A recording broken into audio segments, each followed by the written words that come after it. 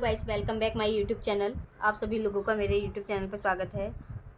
मेरे YouTube channel का नाम है एकेडमिक आर्केड और मैं बीएड के थर्ड सेमेस्टर का सेकंड एग्जामिनेशन पेपर लेकर आई हूँ यहाँ सन 2022 का। देखिए, जेंडर स्कूल सोसाइटी, और यहाँ ये टाइमिंग जो है इस पेपर की 2 घंटा है और ये 35 नंबर का क्वेश्चन पेपर है। देखिए, हम यहाँ पर जाते हैं। इसमें 2 खंड दे रखे हैं जैसे सभी पेपरों में होते हैं, ए और बी। जैसे इसमें लघु उत्तरी प्रश्न उत्तर हैं, 8 क्वेश्चन आपको दिए जाएंगे, 4 आपको अटेंड करने हैं और इसमें 4 क्वेश्चनों को अटेंड करना है और 20 मार्क्स के हैं, मतलब कि एक क्वेश्चन 5 मार्क्स का है। तो इसमें 200 शब्दों से समय सीमा दे रखी है, वो सॉरी शब्द सीमा दे रखी है, 200 शब्दों का लिखना है हमें। और दीर्घ वाले में हमें क्वेश्चन से चार क्वेश्चन दिए हैं जिसमें हमें 2 क्वेश्चन करने हैं। तो देखिएगा, यहाँ हमें सेक्शन ए में 4 क्वेश्चंस करने हैं यहाँ और हमें 8 क्वेश्चन दिए गए हैं। देखिएगा, सबसे फर्स्ट क्वेश्चन है, लैंगिकता पक्षपात का अर्थ स्पष्ट कीजिए, इसे किस प्रकार व्यवस्थित किया जा सकता है। लैंगिकता में पक्षपात क्या होता है, मतलब कि क्या है लैंगिकता, इसके पक्षपात लिखना है और पहले आपको लैंगिकता की इसमें परिभाषा देनी है, फिर इसके पक्षपात अर्थ और किस प्रकार से व्यवस्थित है। तो यहाँ हमें 5 नंबर का है ये। आगे आइए, सेकंड क्वेश्चन है, 19वीं सदी में विभिन्न समाज सुधार आंदोलन, स्त्री के लिए जो आंदोलन और मुद्दे थे उस पर टिप्पणी लिखनी है। थर्ड क्वेश्चन है, लिंग जेंडर संबंधित संवैधानिक प्रावधानों तथा नियमों की विस्तृत व्याख्या कीजिएगा। तीसरा क्वेश्चन। चौथा क्वेश्चन है, मानव संसाधन रूप से महिलाओं की भूमिका को उचित उदाहरण सहित स्पष्ट कीजिए। जो मानव संसाधन है उसमें महिला की क्या भूमिका है, ये बताना है हमें चौथे क्वेश्चन में। पांचवा है, लैंगिक संवेदी शिक्षण अधिगम परिवेश के नियम निर्माण की विभिन्न विधियों के उदाहरण सहित व्याख्या कीजिए। देखो, इसमें पहले हमें क्या करता है, लैंगिक संवेदी शिक्षण बताना है, फिर उसके निर्माण की विभिन्न विधियां बतानी है, फिर एग्जाम्पल देने हैं।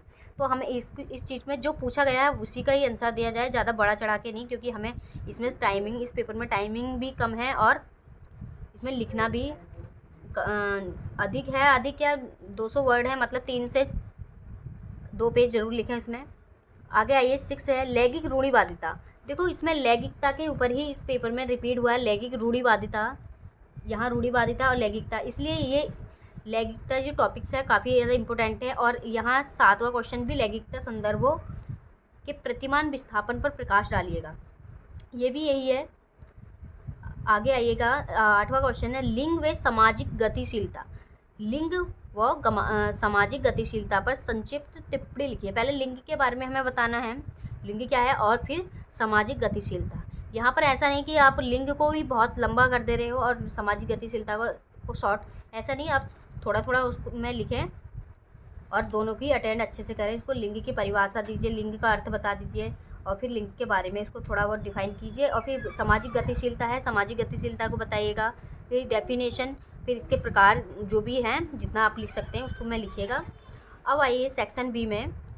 सेक्शन बी में प्रत्येक क्वेश्चन से है, मतलब 2 क्वेश्चन से इसमें अटेंड करने हैं हमने, और ये हैं 7.5 मार्क्स के। तो आइए हम पहला वाला क्वेश्चन से देखते हैं। हमारे देश में महिलाओं की तकनीकी शिक्षा से जुड़े मुद्दे, मतलब जो कि हमारे शिक्षा से जुड़े मुद्दे हैं महिलाओं के लिए, उन पे हम कैसे चुनौतीपूर्ण है, सुझाव बताइए, अपने सुझाव बताइए और मुद्दों का पे जिक्र कीजिएगा।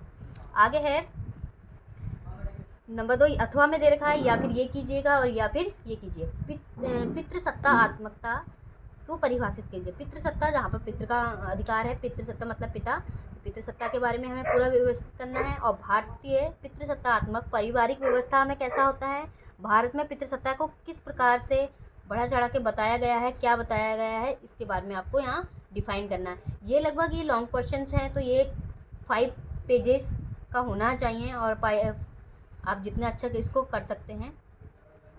आगे आइएगा, इसमें भी आप लोग पितृसत्ता के, जैसे पितृसत्ता है, पितृसत्ता का आप अर्थ बताइएगा पहले, फिर परिभाषाएं दीजिएगा, जितनी परिभाषा आप दे सकते हैं। फिर भारतीय पितृसत्ता की व्यवस्था, भारत में पितृसत्ता की क्या व्यवस्था है, इसकी ये बताइएगा। सेकंड क्वेश्चन में आते हैं हम।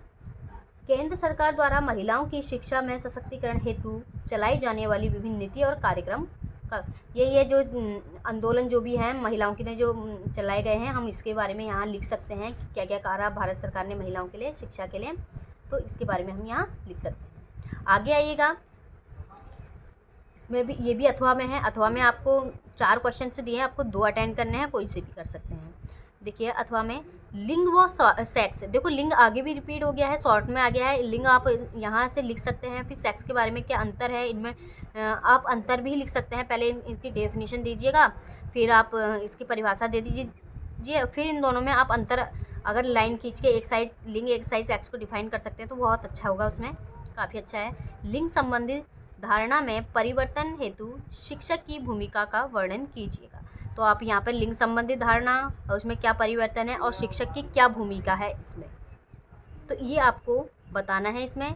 और क्वेश्चन पेपर लेंथी के लिए लेंथी भी है, शॉर्ट भी है, पर 2 घंटा है, तो इस समय सीमा को ध्यान करते हुए पूरा पेपर अटेंड करें। बेस्ट ऑफ लक आपको आने वाले पेपर के लिए। Thank you so much. मेरे चैनल को एकेडमिक आर्केड को सब्सक्राइब करें और आगे मैं पेपर और डालती रहूँगी। Thank you so much.